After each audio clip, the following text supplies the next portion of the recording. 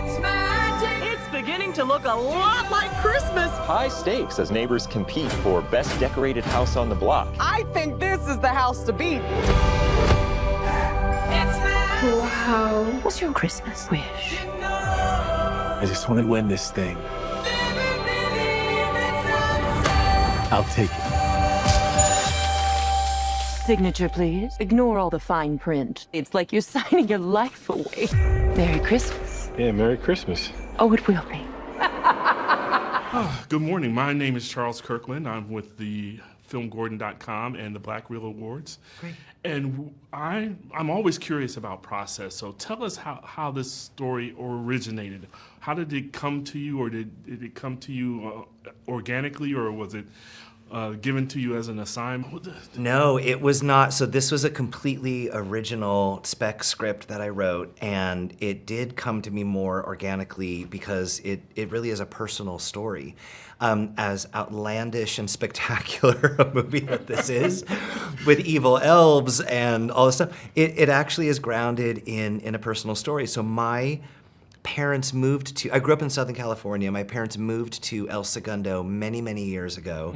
And they moved to a house at the top of a street that leads into Candy Cane Lane. Wow. And my dad, who is a truck driver by trade, but really he should have been an artist. He was always carving things. My whole childhood was the garage completely converted into a woodworking shop. And he was always building and making things. So when they moved to El Segundo and saw that this neighborhood goes nuts around the holidays, he was not about to not get in on that action. So the very first year, he went all out in the front yard. He put the car up on risers and he built reindeer that were going up to make it look like it was the sleigh. Oh, and he had like an Elvis Presley Santa in an old Cadillac. And so his house got featured in the local newspaper, which caused a little controversy because he wasn't technically on the lane. And so that's where the kernel of the idea came from, as I realized, oh, there's a little neighborly tension that goes on here, right. you know? But over the years, because every year he would do a new theme, much to my mother's, dismay, because where are we gonna store all of this stuff every year? So eventually, the neighbors on either side of them would ask for his hand-me-downs.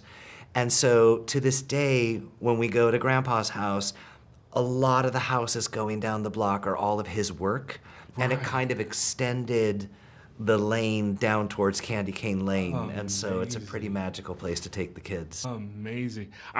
One of the things I like is that Chris is a woodworker, Yes. and that he painstakingly makes all these things. Yes. But it seems to be overshadowed by the fantastic blow-ups and everything. Yes, Was that a theme also that you had brought into the film, that Yeah. sometimes we just don't appreciate the hard work that goes into things? Yeah, I so love that you picked up on that, because you're absolutely right. I mean, there's so much just disposable stuff now, and it's a problem. We know it's a problem.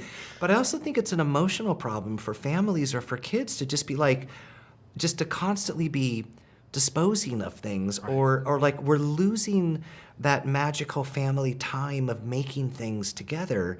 And when I was a kid, my parents, remember those like plaster, like you would buy you would paint them. And you paint them, yeah, exactly. exactly. Like, yeah. And so they bought a big nativity set that was unpainted.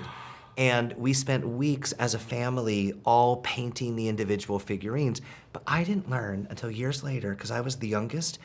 When I go to bed, they would repaint mine because I was so bad at it. You could tell which one was mine. And years later, it was like, you didn't tell me that you were a repaint. And I'm like, yeah, painting was not your strength. So, yeah. But you thought you did a great job. Oh, so I thought I did the whole thing, and now I'm just demoralized by it. Yeah. And that's another thing that I like, was that it was interesting how when Chris was trying to do it all by himself versus when he got the whole family together to do it as a project for the whole family. Yeah. And it just became more genuine and more real and more heartwarming. And I think that's a real thing that I'm going through as a father, and I think that parents go through. It's like, you're used to doing a lot of these things for your kids, and then your kids get older and they start to do things for themselves. Or you want something done a certain way, and you're trying to not micromanage, and so I think that's a very real family dynamic that a lot of families deal with, is having to recognize that your kid is an individual and they're going to do things their own way, and you want them to want to hang out with you, but they don't. Yes. Yeah. So last thing, if you, in the glut of all these Christmas movies that we have every year, what do you think makes yours special and different? Well, I've thought a lot about this, obviously, because there are so many holiday movies out there, as you know, and Reggie and I would talk about how it does seem like there is that kind of cookie cutter Christmas movie of, the young professional moves from the big city back to the small town, and there's snow and there's a lumberjack somewhere involved, like this, or it is, the 100,000th version of A Christmas Carol. And so we really wanted to do something original and different. We wanted to set it in a place that was unusual, but also real. We wanted it to be in every family that every family could relate to. We wanted it to be spectacular. We wanted action. We wanted comedy. And we also wanted a lot of heart. And I got to tell you, having a comedy legend like Eddie Murphy in your movie is a Christmas miracle. Then don't get me started on Tracy Ellis Ross and Jillian Bell and everybody else. But to me, the most wonderful moments of this film are those tender moments between Eddie and Tracy. Because they feel like a real couple. This is a real family. That's how they acted on set. And I think that for all the craziness and all the birds, sorry, there's so many birds. I didn't know there were that many birds in this song, Oh, yeah. But I think that they ground it in what really matters around the holidays, which is our family. Very much so. When they told you that Eddie Murphy was going to be the star of your movie, my jaw dropped. Reggie's jaw dropped. And we called each other and said, Reggie was, of course, Reggie is a brilliant director, but he said to me, he goes, "This is going to be great. You know why? Because everybody is going to want to be in an Eddie Murphy movie." Yeah. And so he really was, the Christmas elf that really brought the magic to this. And, and he's wonderful. The very first time I met him, people would assume like, oh, you're probably talking about the script and talking about the character and all this stuff. I asked him, what does Christmas mean to you? And our very first conversation was about our families, was about being dads, was about how he over-decorates and goes over the top as well. And so, he really connected with this character. And I had that same experience with Reggie. In fact, the only fight Reggie and I ever got into was early on when I was telling him how this was sort of based on my family and a personal experience. And he goes, no, this is my family. I've had these conversations with my wife. My kids have said these things to me. So the minute I knew Reggie was like, this is my family, and the minute I knew Eddie was like, this is my family, and then every actor we got was like, I get it, I've been through this, I know this, I knew we were going to have a winner because everybody was invested. For being the crazy madcap story that it is, it is really grounded in universality.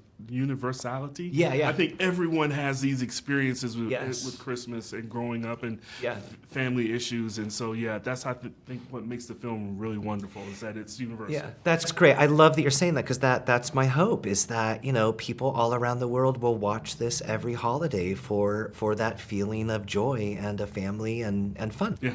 Well, thank you. Great, thank you.